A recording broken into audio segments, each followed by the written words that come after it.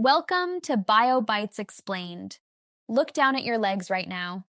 If you are over 60 and your ankles look puffy by the end of the day, if your socks leave deep marks around your ankles when you take them off, if your feet feel heavy, tight, and uncomfortable, especially after sitting or standing for a few hours, I need you to stay with me for the next few minutes. Because what I am about to share with you is something that most people are never told.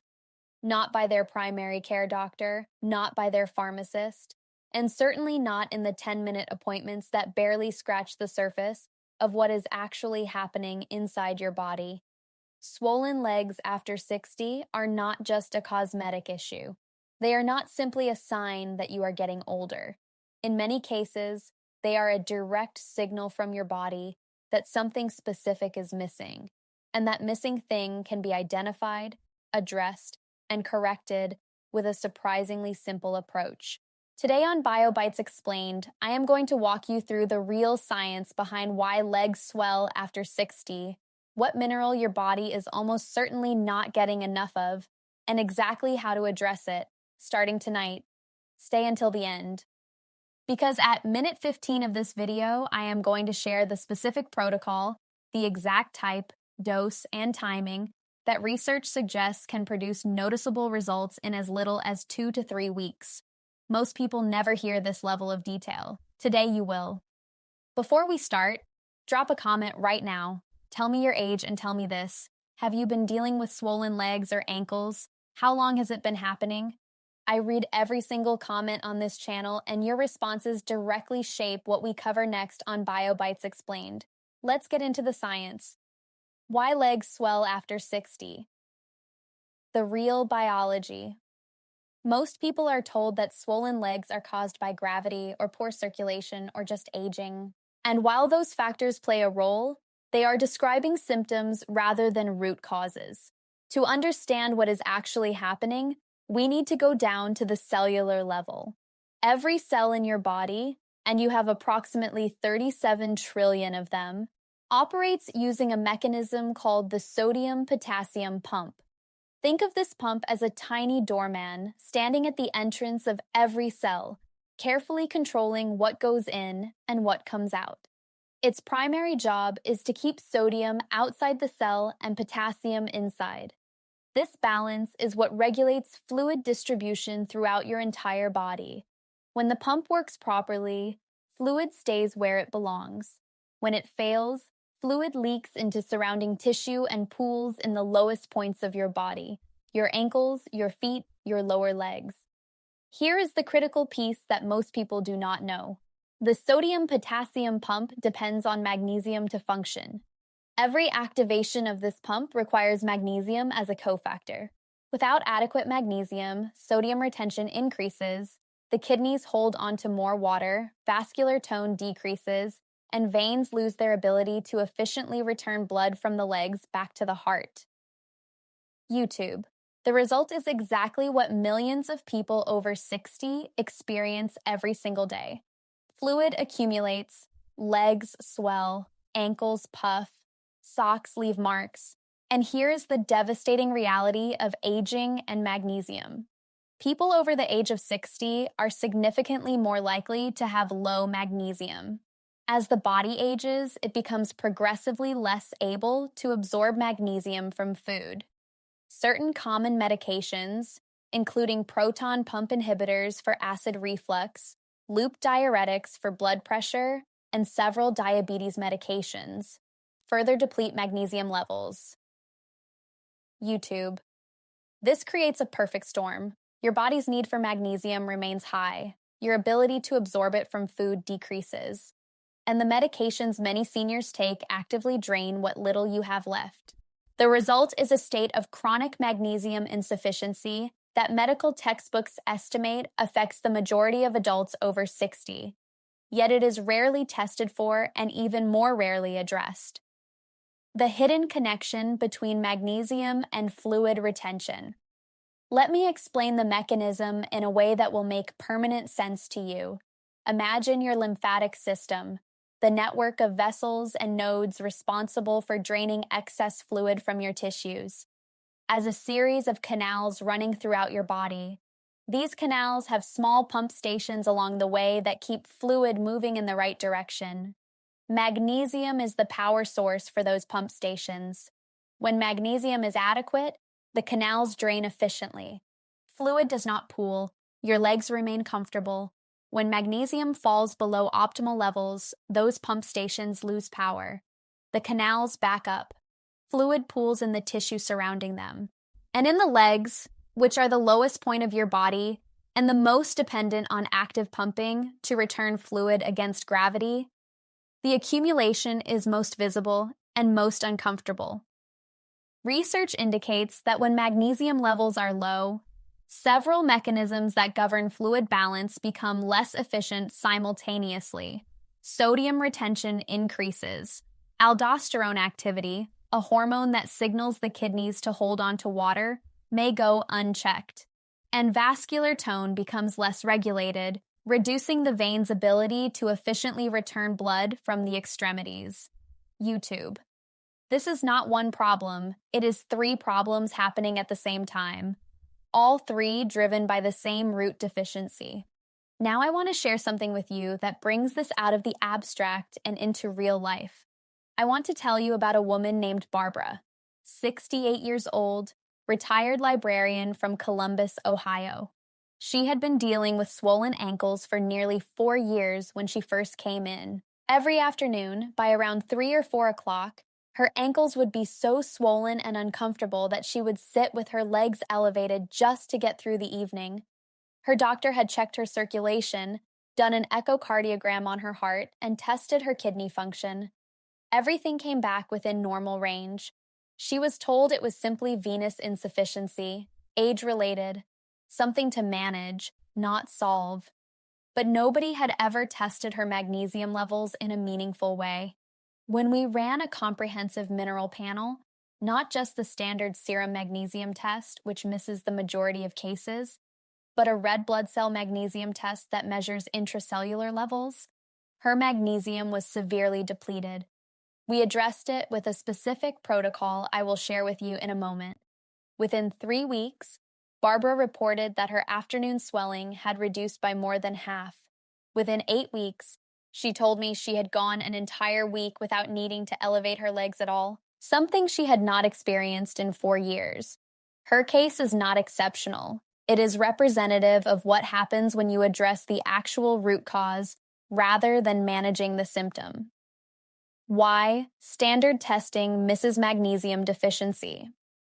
Before I give you the protocol, I need to explain something important because it may be the reason your doctor has not identified this issue, even if you have had blood work done. The standard blood test for magnesium, the serum magnesium test, measures the magnesium floating in your bloodstream. But here is the problem. Only about 1% of your body's total magnesium is in your blood.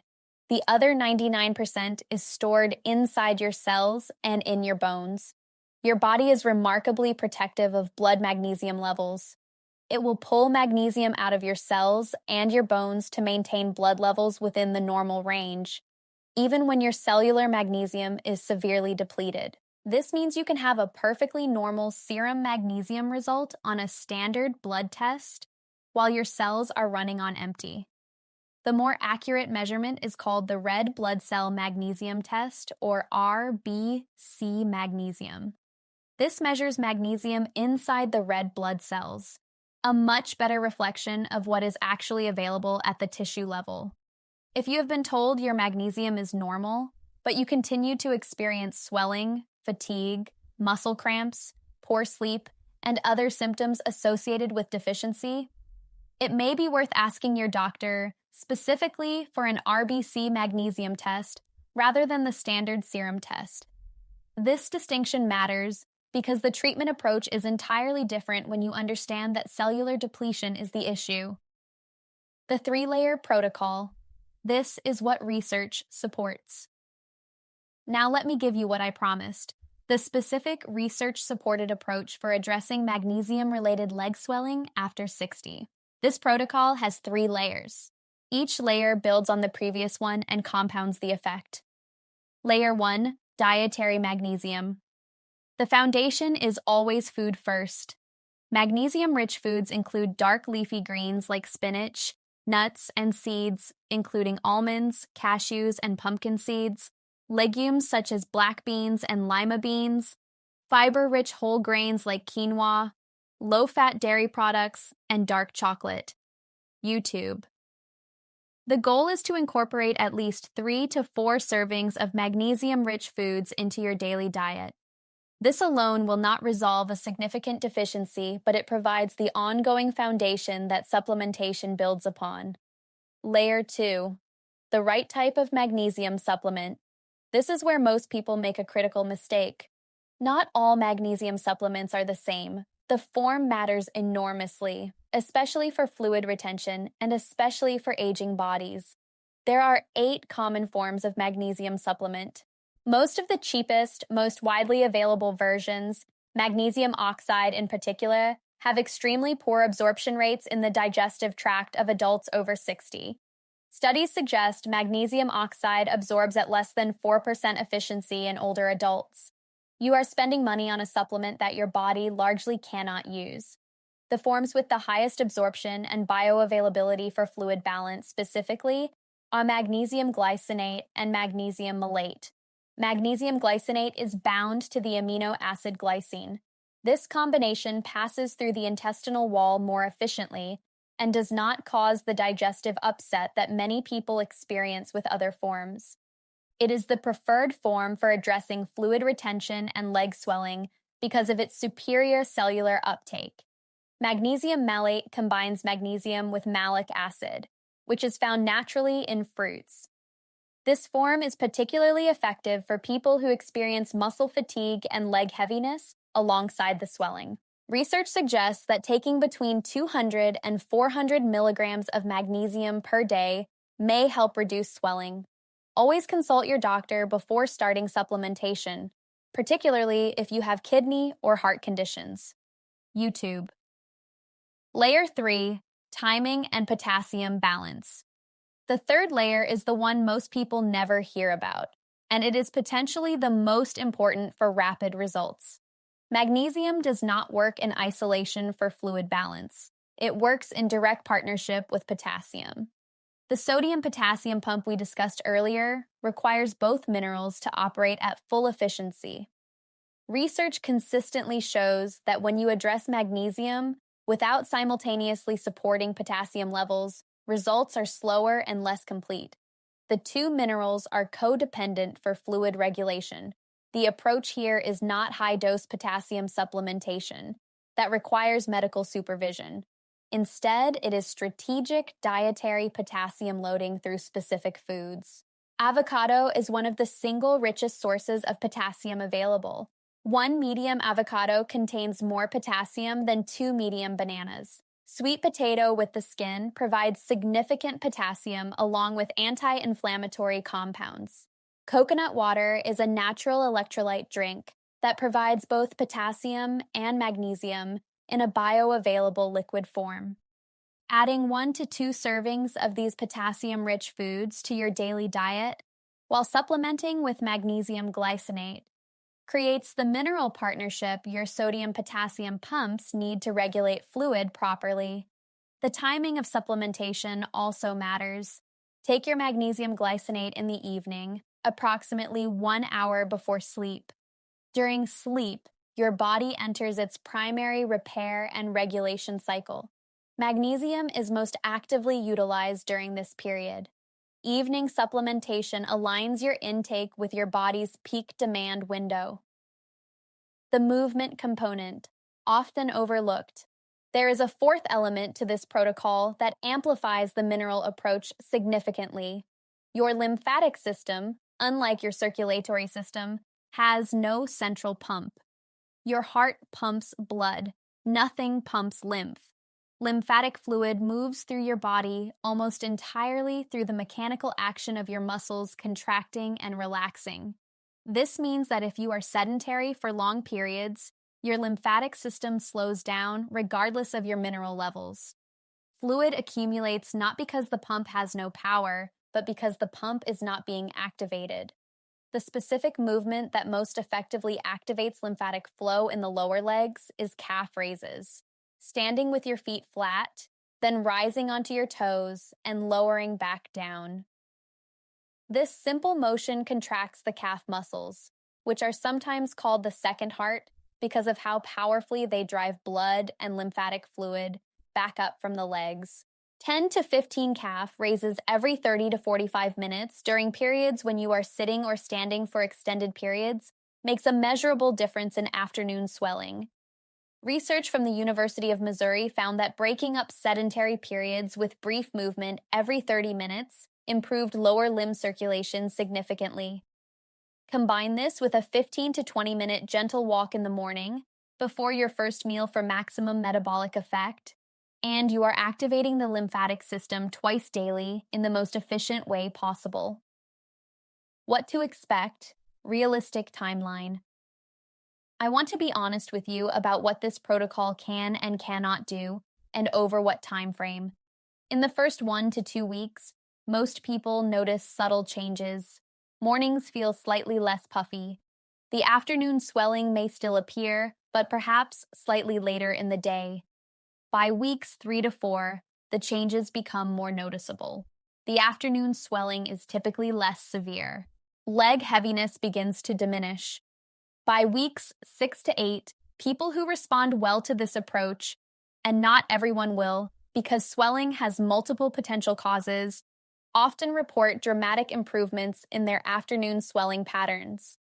The key is consistency. This is not a one-time intervention. It is a daily protocol that, maintained consistently, gradually rebuilds the mineral reserves that have been depleted over years or decades. If you implement this protocol for 8 weeks and see no improvement whatsoever, that is meaningful clinical information.